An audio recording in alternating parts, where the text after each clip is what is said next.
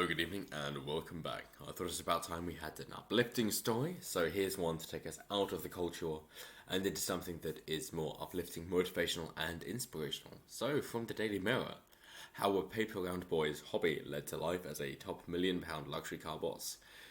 The chief executive officer of Hemmels scrims his paper round savings as a teen to do up classic cars in what has now become his dream career. By Amir Mohammed, 7th of July 2019 at 8:07, so it was about 5 hours ago. And I thought it important to mention something like this because I know that it can be disheartening to hear about so much going wrong with the world, and you think, well, why do I fucking bother? When there are things like this happening, it's like, well, what's the point? Because it doesn't matter what I do, things are going to be bad, whatever, and it's like, well, something like this will hopefully encourage you to do something worthwhile, because you shouldn't feel like the world's against you. You should feel like you can actually have a point, and that's the point of capitalism, that everybody is valuable, everybody can do something, and a story like this should encourage you to pursue your dreams. They say, don't chase the money, because it will lead to misery, but chase your passion and the money will follow. So at just 14 years old, a hard-working paperboy spent every extra bit of cash he earned buying cars for £70 and selling them on to £300. He's now 33, I believe. So this was only 20 years ago, and I know you might think, buying a car for £70? How the hell can you do that? Selling it for 300, who the hell would buy that? That can't work. But it's still 20 years ago. In Wales, he would complete 4 paper rounds a day, just like me, good man, to save up the money he needed to buy the cars before fixing them and selling them on. And there are many stories of this, like Richard Branson.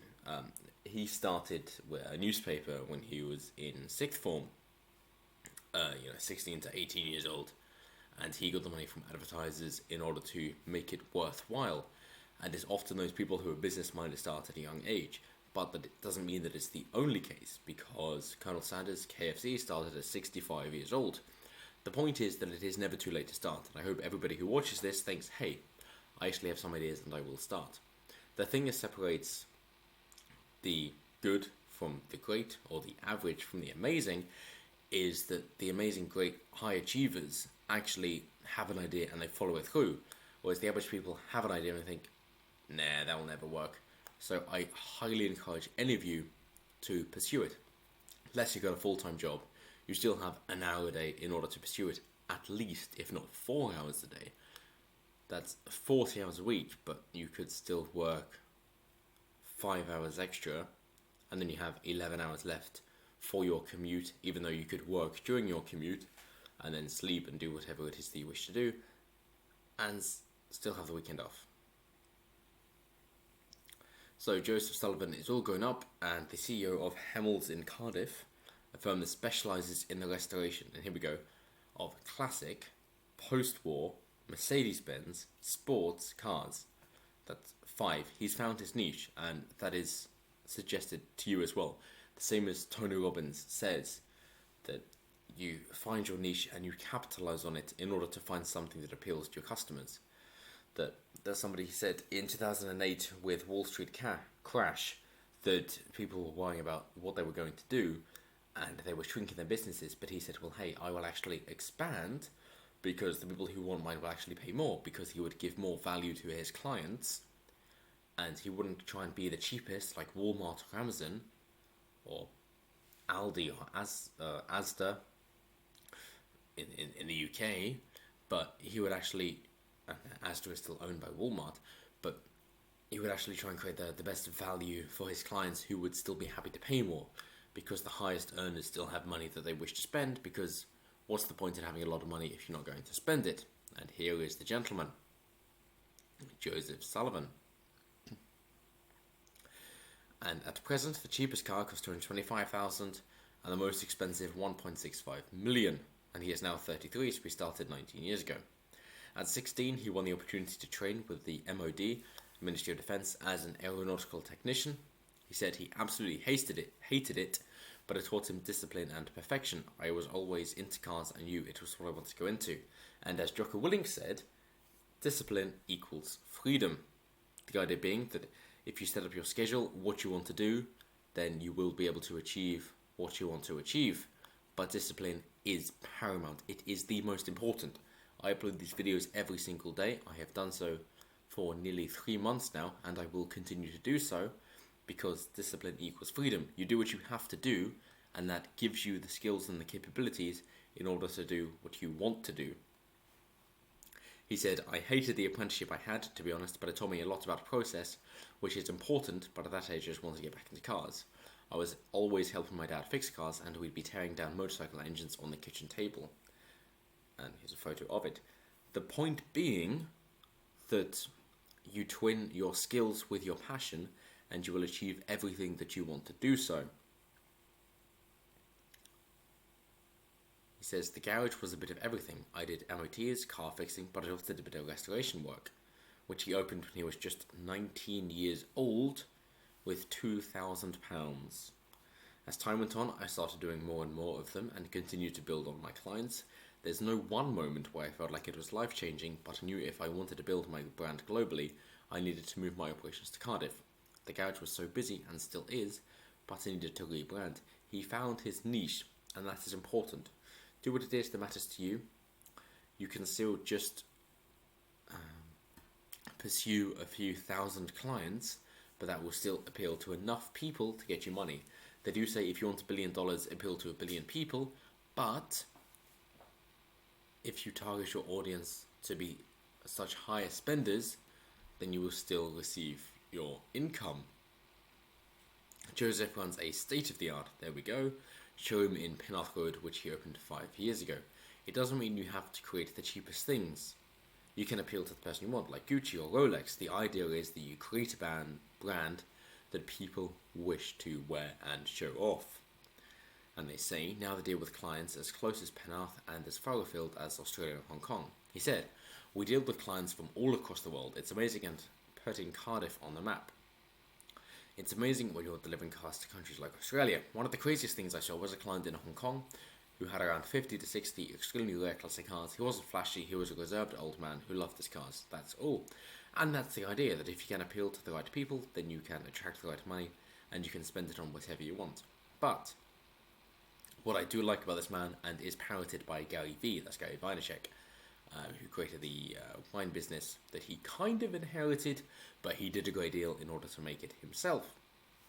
So this gentleman here, Joe Sullivan, says, my working week is something like 80 to 90 hours, and as Patrick Bet-David from Valuetainment says, 40 hours is part-time, 60 hours is full-time, and 80 hours is all-time. So, my working week is something like 80 to 90 hours. I'm up 4 or 5 in the morning in the gym. Jocko Willink would be proud to get on it. And then working till late hours in the evening. Because if you're passionate about it, you don't want time off because you love your job. And that's what matters. And here we see his factory here. I'm a father of 5, good man.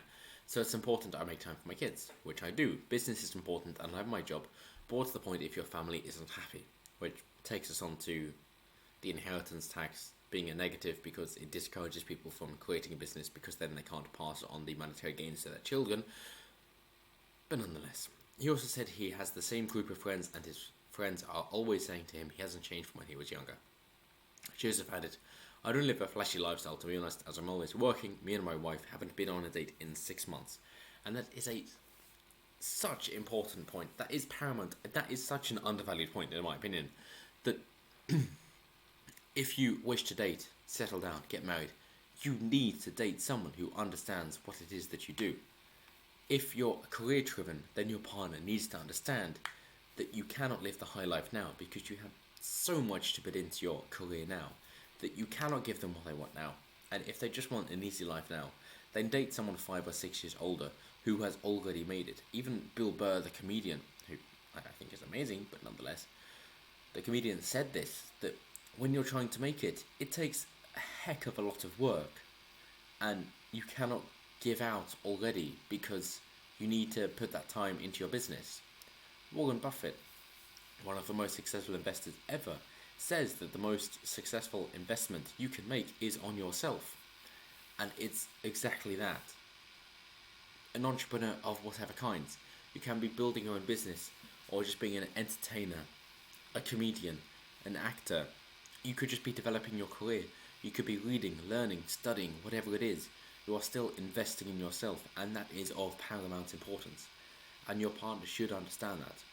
And if on the flip side, as a partner, then you should understand that by encouraging your partner, making their life easier at home, and doing things with them and for them, and not not complaining every damn minute, but by helping them out, then you're going to receive a great deal back from them in the long run, and they're going to be so appreciative of that that they're not going to think, oh my god, now this person is taking that much money from me, but they're going to think, thank you so much for sticking by me. I'm so happy to be with you. I love you, and I want to share every moment I can with you. Let's enjoy our lives together. And that's how it should be. So, my friends say to me, you're still the same Joe. I'll never change. Never forget where you came from.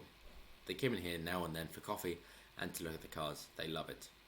So again, like, as I said before, it's whatever makes you weird is what makes you successful.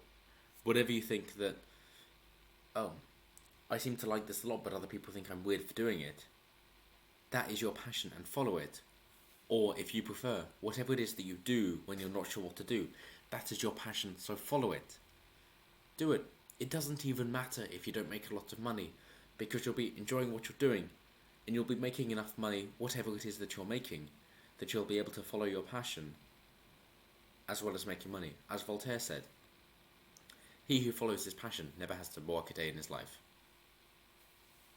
It's essentially that. It's a translation, so you can translate it how you like, because he's French. But that's the point. So, that's the moral of the story. It's a good news story, and I encourage everybody to do what it is that they like to do. Follow your passion. Make the money that you want to do. Money isn't nearly as important as doing what you want to do. So, live a lovely life. Contribute to those around you. I will leave a link in the description for Tony Robbins of 6 steps to be fulfilled, the 6 core human needs. I encourage you to watch it, and I will see you next time. Have a wonderful day, have a wonderful weekend, week, month, year, decade, lifetime, and I will see you next time.